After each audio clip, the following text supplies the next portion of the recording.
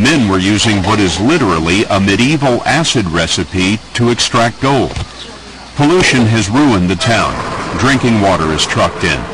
Scientists have studied the area and discovered that Guiyu has the highest levels of cancer-causing dioxins in the world. They found that pregnancies are 6 times more likely to end in miscarriage, and that 7 out of 10 kids have too much lead in their blood. Open, uncontrolled burning of plastics, chlorinated and brominated plastics, is known worldwide to cause the emission of polychlorinated and polybrominated dioxins. These are among the most toxic compounds known on Earth. We have a situation where we have 21st century toxics being managed in a 17th century environment. The recyclers are peasant farmers who couldn't make a living on the land. Destitute, they have come by the thousands to get $8 a day. Greenpeace introduced us to some of them. They were afraid and didn't want to be seen, but these are the hands that are breaking down America's computers. The air I breathe in every day is so pungent I can definitely feel it in my windpipe and affecting my lungs. It makes me cough all the time. If you're worried about your lungs and you're burning your hands, do you ever think about giving this up? Yes, I've thought of that. And why don't you? Because the money's good. It struck me, talking to those workers the other day, that they were destitute and they're happy to have this work. Well, desperate people will do desperate things. But we should never put them in that situation. You know, it's a hell of a choice between poverty and poison. We should never make people make that choice. Oh my goodness, look at the Ash River here. Oh my goodness. It's unbelievably acrid and choking. What are we seeing here?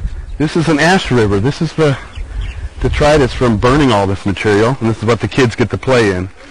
After a few minutes in the real recycling area, we were jumped. Several men struggled for our cameras. The mayor hadn't wanted us to see this place, and neither did the businessmen who were profiting from it.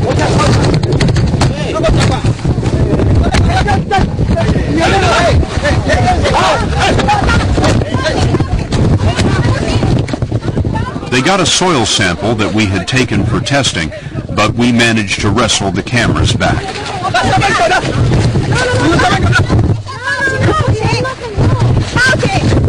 But the question is, what are they afraid of?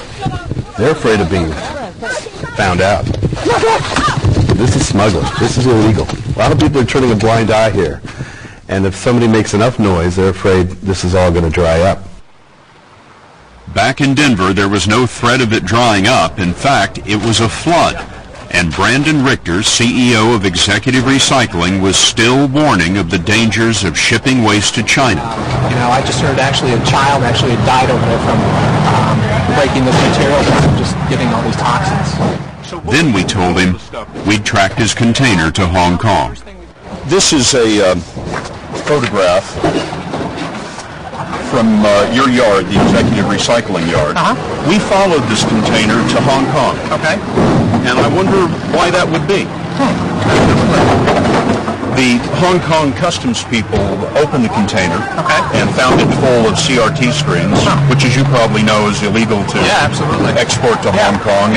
I don't know if that container was filled with glass. I doubt it was. We don't fill glass and CRT glass in this container.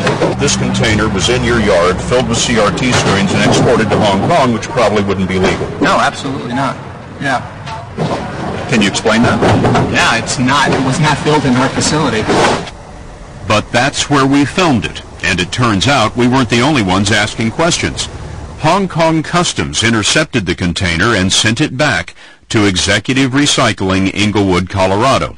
The contents were listed as waste cathode ray tubes.